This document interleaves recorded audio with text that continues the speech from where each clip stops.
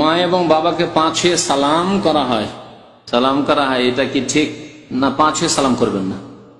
আল্লাহ নবী হাতে হাতে সালাম মোসাফা শিখেছেন, হাতে হাতে সালাম মোসাফা করবেন।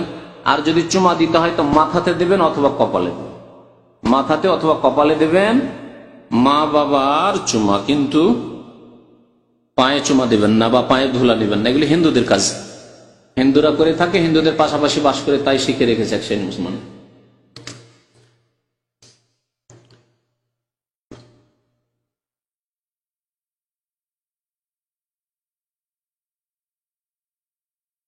আমাদের দেশে কিছু কিছু লোকেরা বলেন যে সেজদার সময় মুখমণ্ডলে যদি হাত লাগে তাহলে তাদের নামাজ হবে না। জানি না এইসব কথাবার্তা ভিত্তিহীন, জি ওগুলো মূর্খদের ফতোয়া।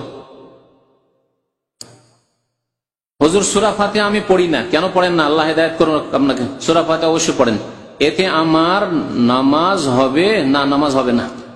এতদিন জানতেন না, হয়তো হয়েছে বা হয়ে যাবে, আল্লাহ মাফ করবে, কিন্তু জেনে নেওয়ার পর আপনার কানে পৌঁছে গেল লা সালাতা লিমান লাম ইয়াকরা বিফাতিহাতিল কিতাব। নবী সাল্লাল্লাহু আলাইহি ওয়াসাল্লাম বলেছেন সূরা ফাতিহা যে পড়ে না তার নামাজ হয় না, এরপরে আপনার নামাজ হবে না।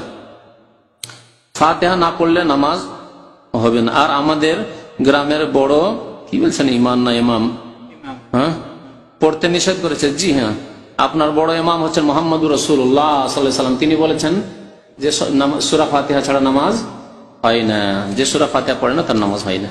তিনি আপনাদের ইমাম, আমার ইমাম, সবার ইমাম। জি। আর খোদা বলা যাবে কিনা? না, খোদা বলবেন না, আল্লাহ বলবেন।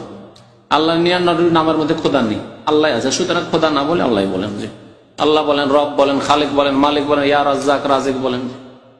সাল্লাল্লাহু আলাইহি ওয়া সাল্লাম।